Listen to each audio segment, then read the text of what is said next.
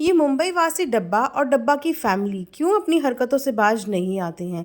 क्यों इन्हें बार बार दबी हुई बातों को उठा के उनका तमाशा बनाने में मज़ा आता है? क्या इस तरीके के कंटेंट से ये अपने व्यूज़ बटोरेंगे? क्या किसी को बदनाम करने के बाद अपने ये व्यूज़ बटोरेंगे?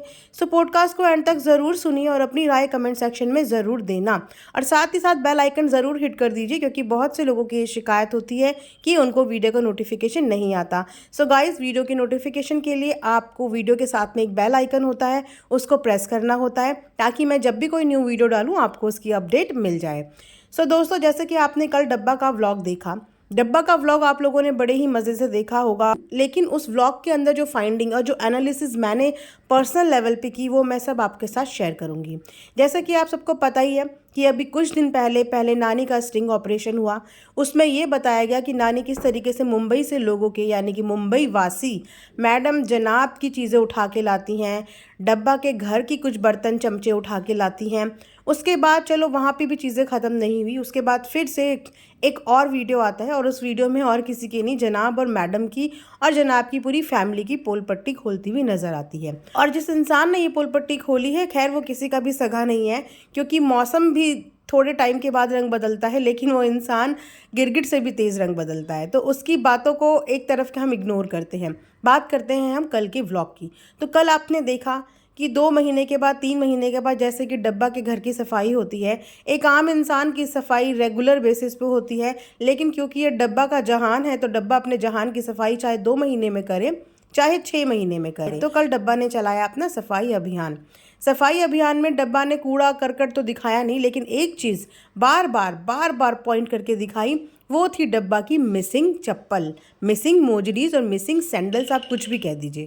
बार बार डब्बा ने इस एक पॉइंट को बहुत ज़्यादा अपने व्लॉग में हाईलाइट किया, अपने से हाईलाइट करवाया, फ़नी से हाईलाइट करवाया, और तो और अपनी अम्मी से भी हाईलाइट करवाया कि उनकी काफ़ी सारी ऐसी न्यू पेयर्स की चप्पलें थी, मोजरी थी, जिसकी एक चप्पल, एक मोजरी मिसिंग थी।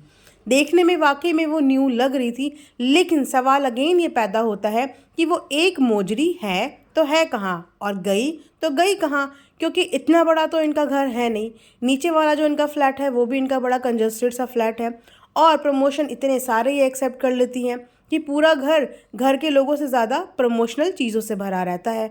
अब यही हाल इनके फ्लैट पे हो गया है। और वैसे भी फ़नी भैया ने कल बोल ही दिया है कि ये कितनी सुस्त हैं। तो जो सुस्त होते हैं उनके सामान सालों साल डब्बों के अंदर से बाहर निकलते ही नहीं हैं। तो वही हाल इनकी कुछ चप्पलों की थे कि बंदा खर्च करके सामान तो ले आए, लेकिन उस सामान को इस्तेमाल करेगा भी या नहीं भी करेगा, ये उसको खुद भी पता नहीं होता। एंड देन चप्पलें मिसिंग हो जाती हैं, कपड़े मिसिंग हो जाते हैं। तो बार बार ये मिसिंग चप्पलों को क्यों हाईलाइट किया जा रहा था?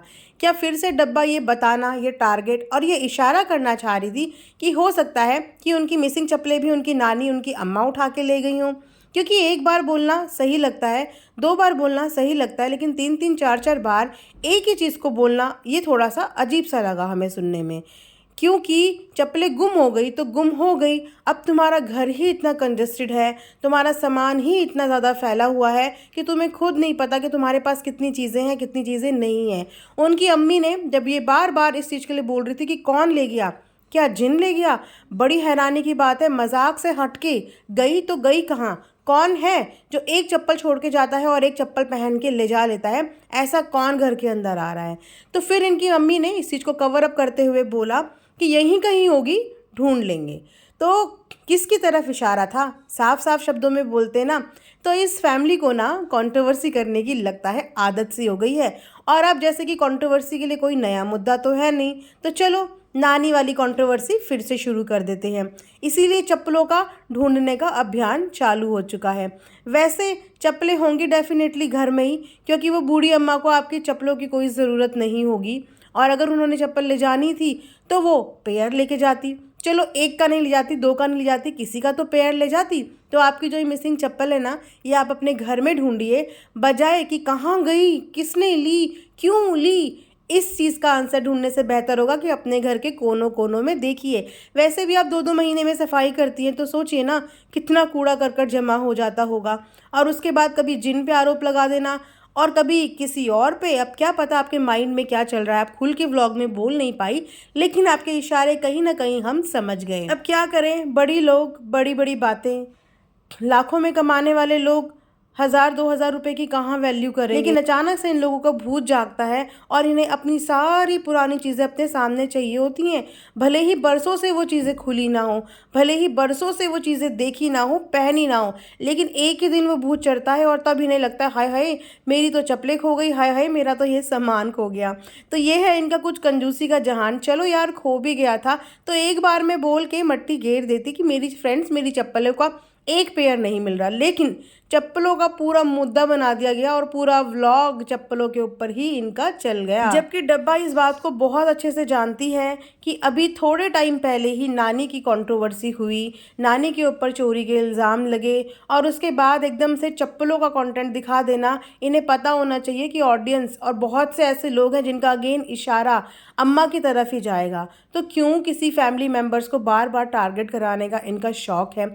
जाने अनजाने चीज़ें होती हैं या जान के चीज़ें होती हैं, लेकिन इस तरीके से कुछ नहीं होगा। एक बूढ़े इंसान को बार बार लोग कोसेंगे, उसको चोर बोलेंगे, जो कि सुनने में भी अच्छा नहीं लगता और जब कमेंट्स पढ़ो ना तो वो भी अच्छा नहीं लगता। तो डब्बा, वैसे भी आप इतनी सारी चीज़ें तो वेस्ट करती ही हो, इतने महीनों से भी तो वो चप्पलें यूज़ नहीं हुई थी, तो ये सोच के मट्टी घेर दो ना कि वो चप्पलें आपकी यूज़ की थी ही नहीं, क्योंकि एक कोनों में पता नहीं कितने महीनों से वो दबी थी। कुछ कुछ कपड़े तो आप खुद ही बताती हैं कि आपकी शादी के पड़े हुए, यानी कि साल साल भर से कपड़े पैक पड़े हैं, मतलब वो आपकी ज़रूरत के हैं ही नहीं। तो जो चीज़ ज़रूरत की है ही नहीं, अगर वो चीज़ गुम भी गई तो उस चीज़ का इतना बवाल मत मचाओ, अच्छा नहीं लगता। जबकि अभी थोड़े दिन पहले ही ऑलरेडी यूट्यूब में चोरी चोरी चोरी का बहुत ज़्यादा भूचाल मचा हुआ है। सो ये था मेरा एक रिएक्शन डब्बा के कल के व्लॉगिंग के बेसिस पे। आई होप आप लोगों को पसंद आया होगा।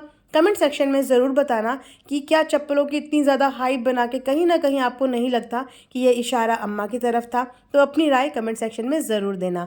Thanks for watching earth mom Dehradun.